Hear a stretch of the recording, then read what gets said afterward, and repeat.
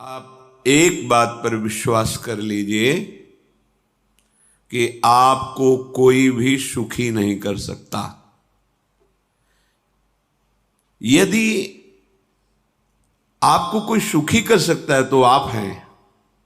बिल्कुल घनीभूत अर्थात ठोस बात है, इसे समझ लेना। यदि आप अपने विचार के द्वारा, विवेक के द्वारा अधर्माचरणों का त्याग करके धर्म पूर्वक जीवन व्यतीत करते हुए भगवान नाम जप करते हैं तो पूर्व पाप कर्म के अनुसार जब देह रचा गया तो उसमें जो प्रारब्ध दुख सुख का है वो तो आएगा, पर आपको परास्त नहीं कर पाएगा। और आगे आपके लिए महासुख है जो दुख और सुख दोनों से परे है। अखंड प्रसन्नता, अखंड आनंद, वो केवल आपके करने से होगा। उपदेश मिल सकते हैं, मार्ग बताया जा सकता है, आपको सहयोग मिल सकता है, पर चलना आपको होगा। यदि आप नहीं चले तो ये कहीं भ्रम हो कि मैं कहीं जाऊं और मेरी दुख निवृत्ति हो जाए, तो इस भ्रम को छोड़ देना आप। क्योंकि हम आप तो बहुत छोटे जीव हैं, अर्थात बहुत लघु तपस्या, लघु पुण्य वाले हैं। हम उन महापुरुषों की बात करते हैं जिन्होंने आजीवन ऐसा तप संचय किया, फिर भी उनके शरीर में भारी से भारी दुख देखे गए। ये दुख और सुख एक भ्रमात्मक इंद्रजाल है माया का, ना दुख है न सुख है। जैसे जो सपने सिर काटे कोई, बिन जागे दुख दूर न होई। ऐसे स्वप्न में तुम चक्रवर्ती सम्राट बन जाओ तो जगने पर तुम थोड़ी रहोगे, तुम जो हो वही होगे। हम भगवान के चिदानंद अंश हैं।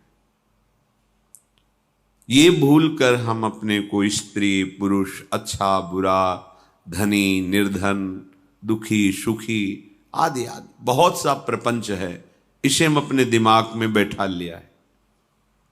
जब तक आप ये प्रपंच नहीं छोड़ोगे तब तक आपको सुखी कोई कर ही नहीं सकता, क्योंकि दुखालयम नाशवान संसार का तो तुमने अस्तित्व रखा है। अगर ये किसी के दूर करने से होता तो स्वयं जगत गुरु परब्रह्म परमात्म तत्व भगवान श्री कृष्ण सामने हैं और अर्जुन को कह रहे हैं, मात्रा स्पर्शास्तु कौन्तेय शीतोष्ण सुख दुखदा आगमा पायनो अनित्यास्तास्तितिक्षस्व भारत।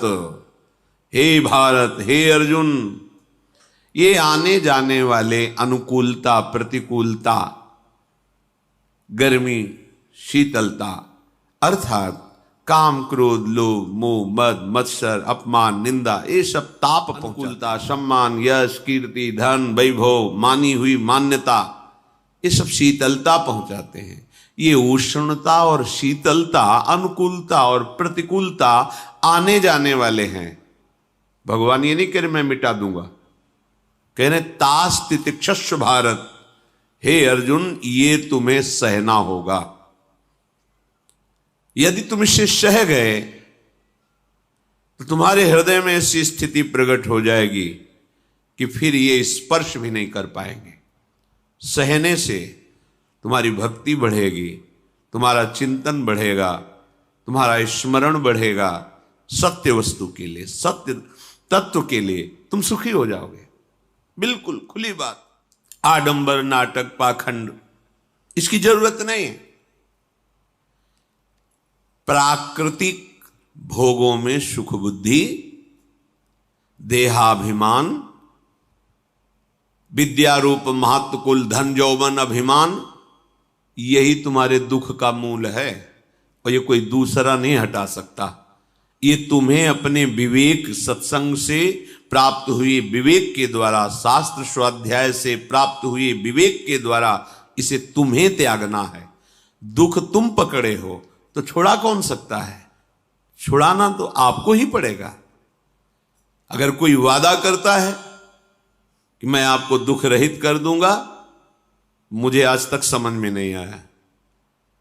दुख रहित होने का जो उपाय है वो गुरुजन, महापुरुष, संत जन बताते हैं कि जब चारों ओर अंधेरा छा रहा हो, कोई अपना न दिखाई दे रहा हो, केवल दुख ही दुख, अशांति ही अशांति, उस समय आप देखिएगा कोई एक है जो आपको बहुत प्यार कर रहा है।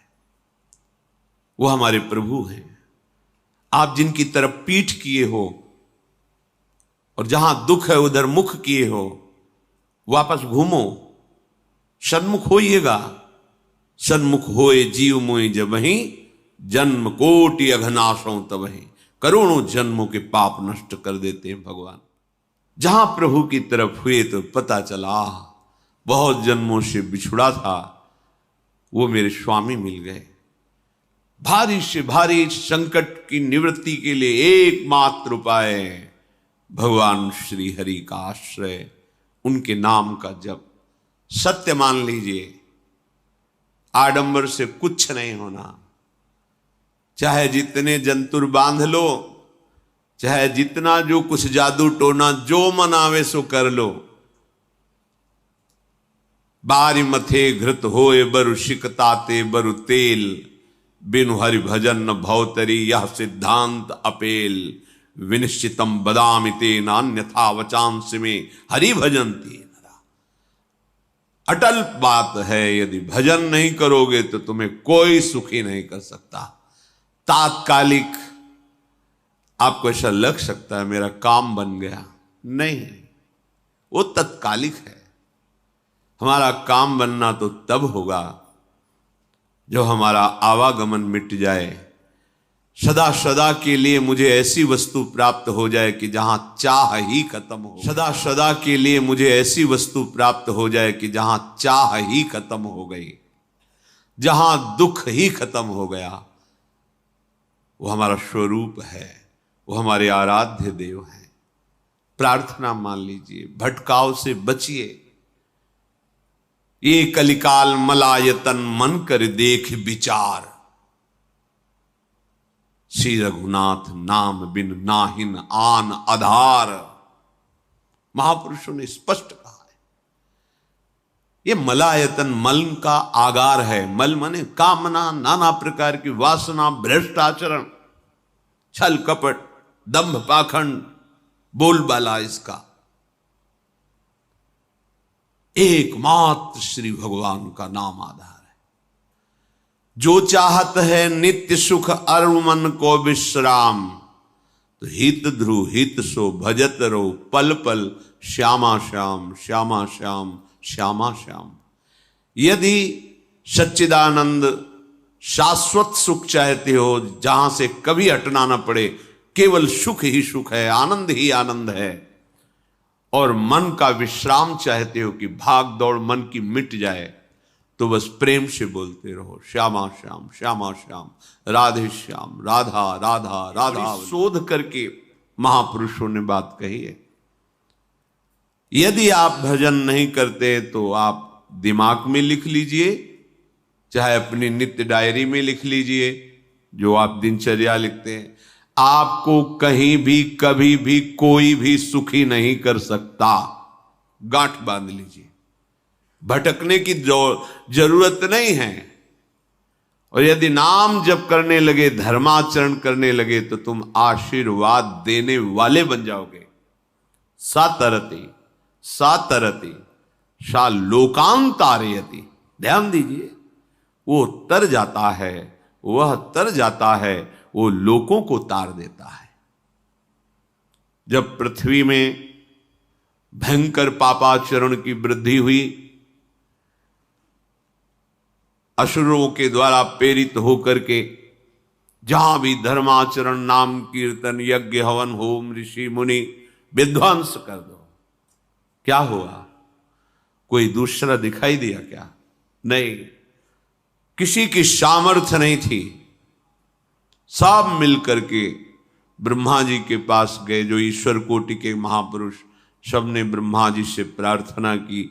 ब्रह्मा जी ने कहा, हम भी जिनके सेवक हैं वही प्रभु अब हमारे दुख का निवारण कर सकते हैं। सोचो, आप किसी और से दुख निवृत्त कराना चाहते हैं? जिसने सृष्टि बनाई है, भगवान ब्रह्मा जी भी कह रहे हैं मैं जिनके सेवक हूं, वही प्रभु हमारे और आप सबके दुखों का निवारण करते हैं। तो आपको समझ में नहीं आ रहा कि एकमात्र भगवान श्री हरि ही हमारे दुख का निवारण कर सकते हैं। हमें कहीं भागने दौड़ने की जरूरत नहीं है। साधु समागम इसलिए किया जाता है कि हृदय पवित्र हो जाए, पवित्र हृदय की पहचान बुद्धि में विवेक का प्रादुर्भाव हो जाए और विवेक से मोह का नाश करके हम निरंतर प्रभु के प्रेम में डूबे, भजन में डूबे।